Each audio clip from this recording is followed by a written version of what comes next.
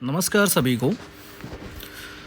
जैसा आप सभी को पता है, कल केवीएस और नवोदय दोनों ने अपने रिक्रूटमेंट रूल्स निकाल दिए हैं और इस बार काफ़ी बड़े चेंजेस किए हैं रिक्रूटमेंट रूल्स में। एज को लेकर, मतलब एज रिलैक्सेशन की अगर बात करें, सब्जेक्ट कॉम्बिनेशन की बात करें और तमाम तरीके के चेंजेस देखने को मिल रहे हैं और मतलब बड़े चेंजेस हैं। बहुत से लोग तो ऐसे हैं जिनकी उम्मीदों पर पानी फिर गया है, लेकिन फिर भी मैं ये कहूँगा कि अगर आप चाहते हो कि चीज़ें सही हों, तो अगर आपको प्रॉब्लम है बहुत सारी चीज़ों से, तो यूनाइटेड होकर आप लोग मेल लिखिए, ट्वीट करिए, हो सकता कुछ रिलैक्सेशन दिया जाए। तो उसी के क्रम में, जैसा कि मैंने कल बताया था कि एक पहले केवीएस में सब्जेक्ट वाइज एलिजिबिलिटी क्या है, उसको लेकर मैं सारे वीडियो बना दूंगा एक एक करके, और फिर उसके बाद मैं एनवीएस पर आऊँगा। हालांकि बहुत सी ऐसी पोस्ट हैं जिसमें केवीएस और एनवीएस में कुछ चेंजेस देखने को मिल रहे हैं। मतलब आम सोशल मीडिया पर तो लोग यही कह रहे हैं कि सेम रिक्रूटमेंट रूल्स हैं, बट ऐसा नहीं है। कुछ चेंजेस हैं, जैसे एनवीएस में कुछ पैटर्न अलग है, केवीएस में कुछ पैटर्न अलग है, तो उसको हम देख लेंगे। तो पहले केवीएस के देख लेते हैं सारी पोस्ट का, फिर उसके बाद एनवीएस का शुरू करेंगे। आप अपनी सब्जेक्ट के अकॉर्डिंग आप वो वीडियो प्लेलिस्ट में जाके देख सकते हैं कि जो एलिजिबिलिटी है क्या आप उसको फुलफ़िल कर रहे हैं या नहीं कर रहे हैं। PGT computer science, PGT English और पीजीटी हिंदी का मैंने वीडियो बना दिया है।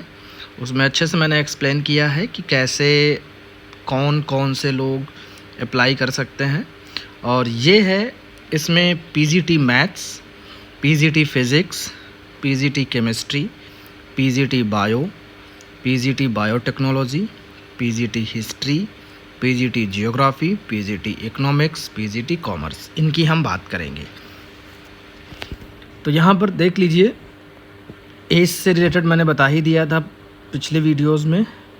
तो जो इसेंशियल क्वालिफ़िकेशंस हैं, तो इसेंशियल क्वालिफ़िकेशंस जितने भी अभी पोस्ट मैंने ऊपर जिनके नाम लिए हैं, तो उसमें होना चाहिए integrated post graduate course from NCTE recognized university in the concerned subject with at least 50% mark in aggregate including B.Ed component। Integrated post graduate course, मतलब इंटीग्रेटेड पोस्ट ग्रेजुएट कोर्स हम उसे कहते हैं कि जिसमें मास्टर के जस्ट बाद BEd, मतलब वो एक में ही कोर्स ऐसा होता है। जैसे कि देखा जाए तो 2 साल का मास्टर हो गया, 2 साल का करंट में बीएड चल रहा है, तो 4 साल का प्रोग्राम है।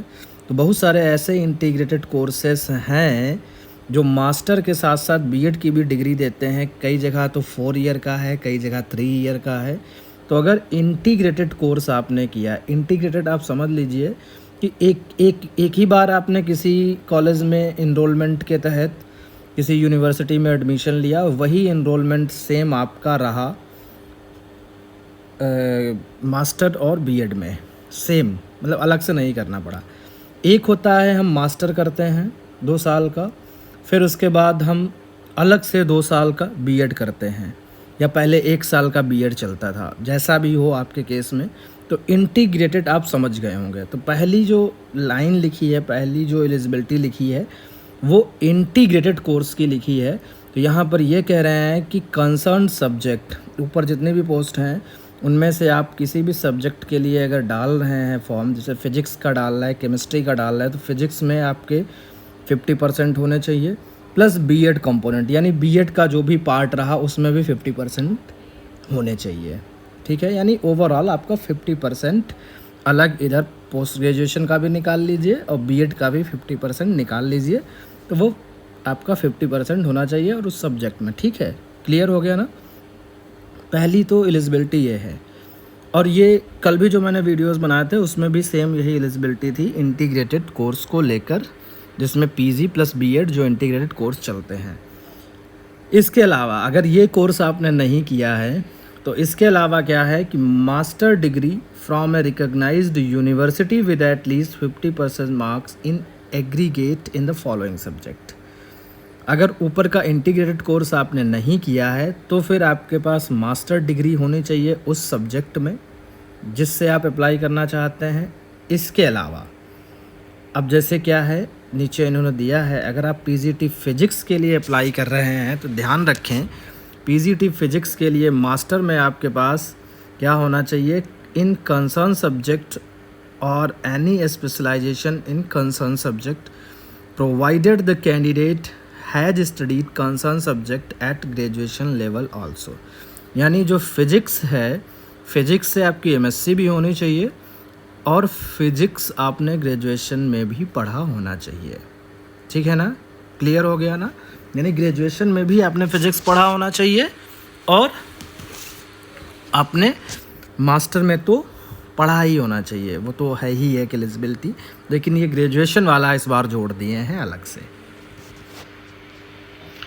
अगर कोई कैंडिडेट है जो पीजीटी केमिस्ट्री से अप्लाई कर रहा है, सेम उस केस में भी है कि इन कंसर्न सब्जेक्ट और any specialisation in concern subject, यानी केमिस्ट्री, एमएससी जो है केमिस्ट्री में होनी चाहिए और provided the candidate has studied concern subject at graduation level also.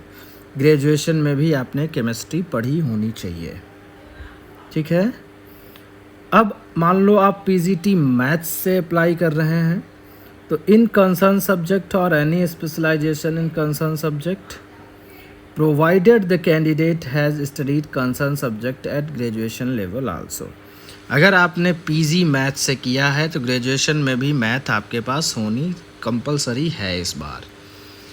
PGT economics से कोई अगर डाल रहा है फॉर्म, तो उसके लिए क्या है, इन कंसर्न सब्जेक्ट और any specialisation in concern subject provided the candidate has studied concern subject at graduation level also. Same इसमें भी है, इकोनॉमिक्स आपने पढ़ा होना चाहिए पोस्ट ग्रेजुएशन में भी, और इकोनॉमिक्स एज ए सब्जेक्ट आपने ग्रेजुएशन में भी पढ़ा होना चाहिए, तभी आप पीजीटी इकोनॉमिक्स के लिए फॉर्म भर पाएंगे।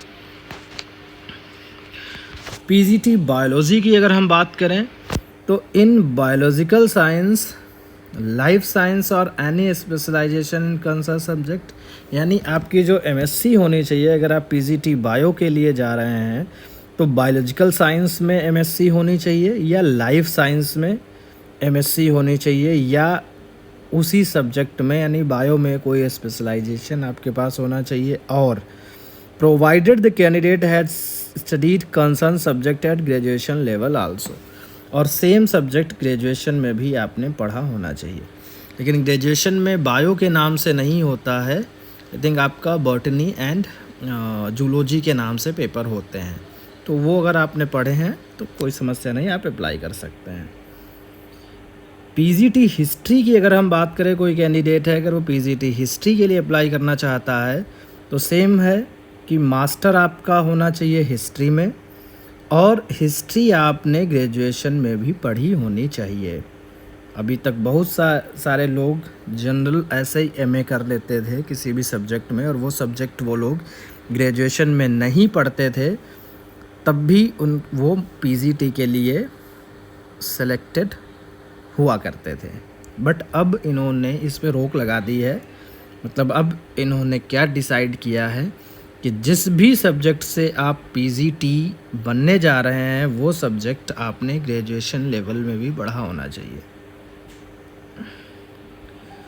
पीजीटी जियोग्राफी की अगर हम बात करें तो इन कंसर्न सब्जेक्ट और any specialisation in concern subject कि जियोग्राफी आपने मास्टर में तो पढ़ी ही होनी चाहिए और ग्रेजुएशन में भी जियोग्राफी एज ए सब्जेक्ट आपका होना चाहिए।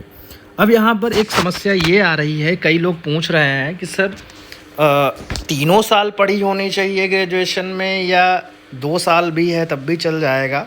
तो यहाँ पर मैं बिल्कुल क्लियरली बता रहा हूँ कि इस पूरे रिक्रूटमेंट रूल्स में इन्होंने जो कैटेगरी मैं अभी डिस्क्राइब कर रहा हूँ ये पीजीटी की, इसमें कहीं पर भी ऐसा नहीं लिखा है कि 3 साल ग्रेजुएशन में ये सब्जेक्ट पढ़ा होना चाहिए। सिर्फ इन्होंने ये लिखा है कि वो सब्जेक्ट आपके पास ग्रेजुएशन लेवल में होना चाहिए।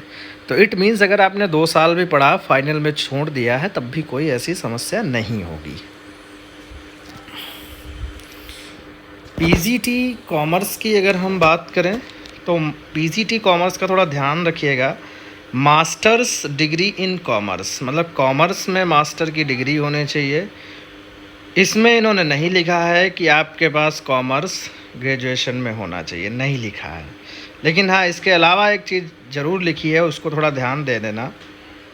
लिखा है इन्होंने, holders of degree of MCom in applied या business economics shall not be eligible. ऐसे लोग जिनकी जो एमकॉम की डिग्री है अप्लाइड या फिर बिजनेस इकोनॉमिक्स में है, मतलब अप्लाइड इकोनॉमिक्स या बिजनेस इकोनॉमिक्स में उनकी एमकॉम की डिग्री है, तो वो फॉर्म नहीं भर सकते, यानी वो एलिजिबल नहीं है। तो पीजीटी कॉमर्स वाले ध्यान से सुने कि सिर्फ आपको क्या चाहिए, मास्टर की डिग्री आपके पास होनी चाहिए। किसमें? कॉमर्स में। ग्रेजुएशन वाला कोई भी रूल यहाँ पर नहीं है। हाँ, ये ज़रूर है कि अप्लाइड इकोनॉमिक्स या बिजनेस इकोनॉमिक्स अगर आपने एमकॉम इससे किया है तो आप एलिजिबल नहीं है, ध्यान रखिएगा। फिर आगे बढ़ते हैं पीजीटी बायोटेक्नोलॉजी वाले। अगर कोई ऐसा कैंडिडेट है जो पीजीटी बायोटेक्नोलॉजी का फॉर्म भरना चाह रहा है, तो उसके लिए इन्होंने जो एलिजिबिलिटी निर्धारित करी है वो है मास्टर्स डिग्री इन बायोटेक्नोलॉजी या माइक्रोबायोलॉजी या बायोकेमिस्ट्री या लाइफ साइंस या बायोसाइंस या जेनेटिक्स। यानी पीजीटी बायोटेक्नोलॉजी के लिए भी सिर्फ आपकी मास्टर डिग्री जो है मैटर करती है, और वो भी किस किस में होनी चाहिए। या तो आपके पास बायोटेक्नोलॉजी में होनी चाहिए जिसकी पोस्ट ही है, या आपके पास माइक्रोबायोलॉजी में होनी चाहिए, या आपके पास बायोकेमिस्ट्री में होनी चाहिए, या लाइफ साइंस में होनी चाहिए, या बायोसाइंस में होनी चाहिए, या जेनेटिक्स में होनी चाहिए। यानी बायोटेक्नोलॉजी के लिए इनमें से कोई भी आपने सब्जेक्ट मास्टर डिग्री में पढ़ा होना चाहिए। आई होप क्लियर हो गया होगा। इसके अलावा बीएड की डिग्री कंपलसरी है। BEd degree from NCTE recognized institution university with at least 50% marks. BEd की डिग्री आपके 50% मार्क्स में होनी चाहिए। अगर ये नहीं है आपके पास बीएड की डिग्री, तो फिर ये दिया गया है 3 years integrated BEd MEd from NCTE recognized institution university with at least 50% marks. कि या तो फिर 3 साल का मान लो आपका कोर्स है बीएड एमएड, आपने किया हो एनसीटीई रिकॉग्नाइज से, और वो भी 50% नंबर के साथ। या फिर इसके अलावा आपके पास होना चाहिए 4 years integrated degree with at least 50% mark from NCTE recognized university including BEd component. या आपकी 4 years की इंटीग्रेटेड डिग्री होनी चाहिए, मतलब जिसमें 4 years का इंटीग्रेशन, यानी बीएड के साथ 4 years का इंटीग्रेशन होना चाहिए, और जिसमें भी 50% मार्क्स आपके होने चाहिए। ये है आपकी essential qualification. Proficiency in teaching in Hindi and English medium, तो ये तो लिखते ही हैं, और इसको कोई मतलब ऐसा कोई सर्टिफिकेट किसी के पास नहीं होता है, बट वो कंसीडर कर लिया जाता है कि आप प्रोफिशिएंट हैं हिंदी एंड इंग्लिश मीडियम में टीचिंग करने के लिए। डिज़ायरेबल क्वालिफ़िकेशंस वो अलग हैं।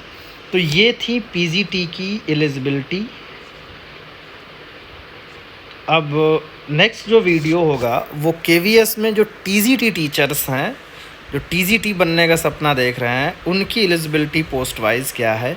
तो पीजीटी के सारे मैंने एक्सप्लेन कर दिए हैं, जितने भी पोस्ट इन्होंने निकाली हैं यहाँ पर। कंप्यूटर साइंस हो गया, हिंदी हो गया, इंग्लिश हो गया, आपका बायोटेक्नोलॉजी हो गया, आपका कॉमर्स हो गया, जियोग्राफी हो गया, हिस्ट्री हो गया, बायो हो गया, इकोनॉमिक्स हो गया, मैथ्स हो गया, केमिस्ट्री हो गया, फिज़िक्स हो गया। तो ये सारी मैंने यहाँ पर आपको बता दी हैं इसमें, ठीक है।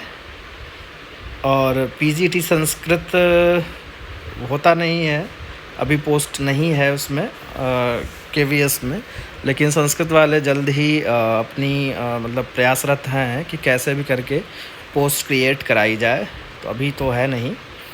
तो इसमें अगर आपको कोई कन्फ्यूज़न है आप पूछ सकते हैं। इस वीडियो को भी मैं प्लेलिस्ट में डाल दूँगा, आप वहाँ से जाके इसको देख सकते हैं।